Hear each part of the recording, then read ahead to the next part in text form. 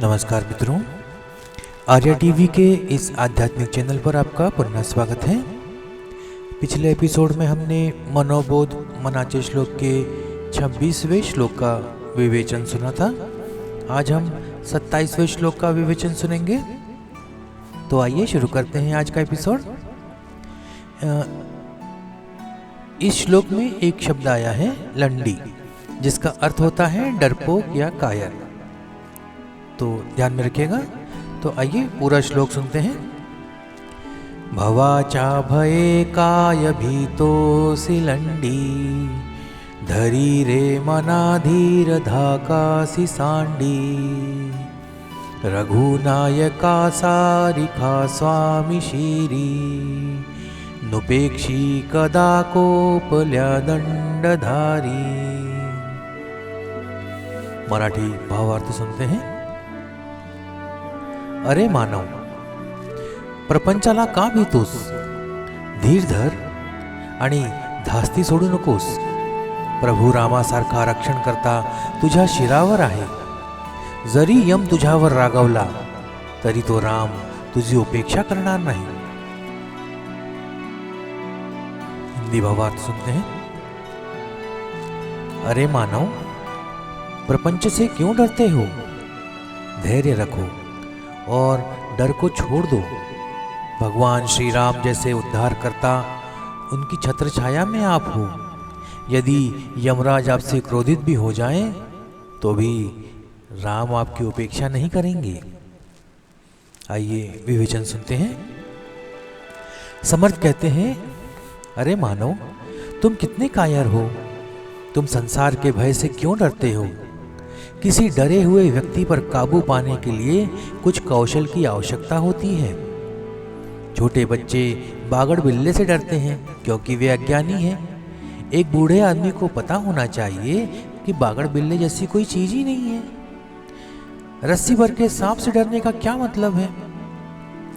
विश्व की स्थिति भी ऐसी ही है। जो सिद्धांत रूप में अस्तित्व में ही नहीं है, उससे आप किस बात से डरते हैं? जैसे हर किसी को दाढ़ी मूंछ शोभा नहीं देती, वैसे ही बुद्धिमान व्यक्ति को दुनिया से डरना शोभा नहीं देता। मनुष्य को ईश्वर के प्रति निष्ठावान रहना चाहिए और साहस के साथ हर परिस्थिति का सामना करना चाहिए। हालात से डरने से स्थिति और खराब हो जाती है। यदि आप सीढ़ी पर चढ़ना चाहते हैं तो आपके पैर लड़खड़ाना नहीं चाहिए। सीढ़ी के लड़खड़ाने की बजाय पैर के लड़खड़ाने से खतरा ज्यादा बढ़ जाता है। ऐसा ही होता है। भले ही सड़क पर मोड़ न हो, सड़क चौड़ी हो, अच्छी पक्की हो, इसका मतलब है कि व्यक्ति लगातार अच्छी गति से चल सकता है। लेकिन ऐसा अनुभव किया गया है कि ऐसी सड़क पर तेज गति से जाने पर चालक को नींद आ जाती है और दुर्घटनाएं बढ़ जाती हैं। अतः ऐसा कह सकते हैं कि सड़क पर मोड़ ही मोड़ होना फायदेमंद है। यही बात दुनिया की प्रतिकूल परिस्थितियों के बारे में भी कही जा सकती है। केवल हमारा सतर्क और धैर्यवान बने रहना ही काम आएगा। इसलिए समर्थ जी कहते हैं, हे मन, हे मानव, साहस रखो, डर छोड़ो, डरो मत और विश्वास बढ़ाओ कि भगवान रामचंद्र जैसा स्वामी तुम्हारे सिर पर है। आप उसकी कृपा के अधीन हैं। भक्तों की रक्षा के लिए ही वह धनुष धारण करते हैं और यही सत्य है। वे आपकी उपेक्षा नहीं करेंगे। राम रक्षा स्तोत्र में राम का वर्णन आतसज्ज धनुषः विसुस्पृशा वक्षया शुगनी शंगेन संगिनो ऐसा किया गया है। वे धनुष पर प्रत्यंचा चढ़ाकर और उसमें तीर को खींचकर तैयार खड़े हैं। वह एक लच्छेदार घमंडी नेता नहीं है जो कहते हैं कि हमें कुछ पता नहीं था। वे अनुयायियों पर क्रोधित होकर और बलिष्ठों के आगे सर झुकाने वाले भी नहीं हैं। वे भक्त संरक्षण के कार्य के प्रति बहुत भावुक एवं बहुत उग्र हैं। उससे भी ज्यादा जुनूनी और उग्र हैं उनके भाई लक्ष्मण जी। इसलिए राम भक्तों को यह चिंता करने का कोई कारण नहीं है कि उनकी रक्षा कैसे होगी। रामचंद्र द्वारा सुग्रीव की रक्षा की घटना ध्यान देने योग्य है। उन्होंने बुद्धिजीवी जो बुद्धिजीवी के रूप में प्रसिद्ध हैं, स्वयं को राम शास्त्री प्रभुन्यास बताकर बाली वध के मामले में रामचंद्र को दोषी मानते हैं। बाली सुग्रीव से भी अधिक बलशाली और पराक्रमी था। रामचंद्र ने सुग्रीव को वचन दिया था कि मैं बाली से तुम्हारी रक्षा करूंगा। जब बाली और सुग्रीव के बीच मल्ल युद्ध प्रारंभ हुआ तो सुग्रीव की स्थिति इतनी विकट थी कि यदि रामचंद्र ने एक क्षण भी देर की होती तो सुग्रीव जीवित नहीं बच पाते। तो रामचंद्र जी ने तर्क किया, यहाँ न्याय अन्याय के बारे में सोचना यानी कर्तव्य की अवहेलना करना है।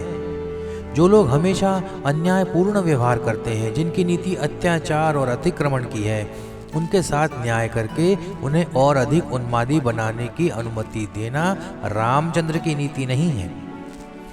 व्यक्तिगत क्षेत्र तक ही एक तपस्वी को साधन पवित्रता की अति करने का अत्यधिक आग्रह शोभा देता है। राजनीति में आए किसी नायक के लिए यह कोई बड़ी विशेषता नहीं है। ये यथा मां प्रपद्यने तास्तव यैव भजाम्यहम्, अर्थात जो मुझे पूछते हैं मैं उनकी वैसे ही पूजा करूंगा। यही ईश्वरीय न्याय है। रामचंद्र का भी यही सिद्धांत था या सिद्धांत है। इसलिए जब हम उन्हें भगवान का अवतार मानते हैं तो ऐसे बुद्धिमान और सक्षम सर्वशक्तिमान व्यक्ति का आशीर्वाद प्राप्त होने पर क्रोधित दंडधारी से यानी यम से यानी मृत्यु के डर का क्या कारण है। रामचंद्र में विश्वास मृत्यु को नहीं रोक सकता, मगर मृत्यु का भय अवश्य दूर हो जाता है। ये ध्यान में रखना चाहिए। तो आज का ये विवेचन यहीं समाप्त होता है। मिलते हैं अगले श्लोक में एक नए विवेचन के साथ। तब तक के लिए जय जय रघुवीर समर्थ। नमस्कार।